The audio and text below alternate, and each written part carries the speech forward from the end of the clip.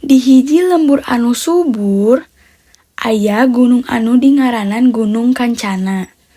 Gunung ieu jadi sumber kahirupan warga, cai ngalir, taneuh subur, tangkal lebat.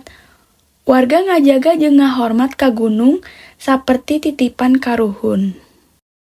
Alhamdulillah pepelakan urang hasil deui taun ieu. Sadayana berkat Gunung Kancang urang kudu ngajaga ieu karunia. Kuring bakal ngajagaan gunung ieu supaya rakyat bisa sawalasna sugih jeung tentram. Tapi teu jauh ti ditu, aya saurang bangsawan tamak, Raden Jaya. Anjeunna hayang nguasaan Gunung Kancana pikeun emas jeung kayu. Gunung ieu pinuh ku harta, lamun kuring nu ngawasaan sakamana tanah bakal jadi kagungan kuring.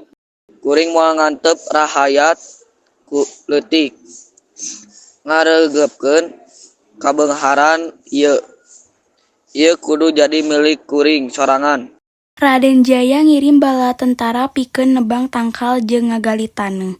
Gunung mimiti rusak, cai keruh, sawah gagal panen. Jaka punten. Ada Jaya ngarusak gunung, pepelakan urang rusak. Tenang dulur, kuring bakal nangtung pikeun urang sadayana. Ginawan gi anu sepi nalika Joka keur bingung mun cunggul hiji awewe bijaksana.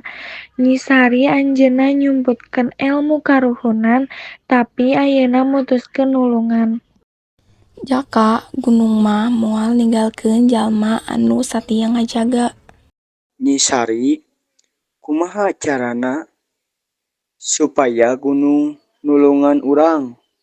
Semendina di puncak sebut asma karuhan jeung janji bakal ngajaga alam. Inggih, abdi bakal ngajalanan eta sanajan kudu ngorbankeun nyawa. Isukna Jaka Kencana naek ka puncak gunung pikeun semedi.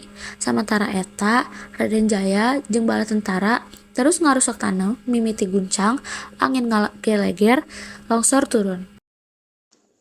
Naon ieu? Moal aya nu bisa ngalawan kuring. Kakuatan alam moal tunduk ka katamakan. Raden Jaya.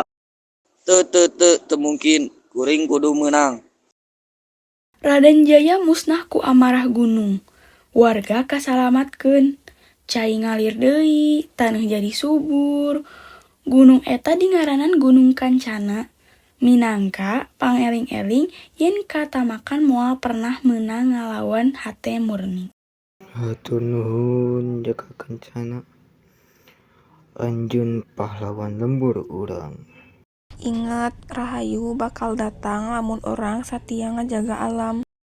Kuring janji salama hirup bakal ngajaga gunung ieu pikeun rahayat jeung kaluhur.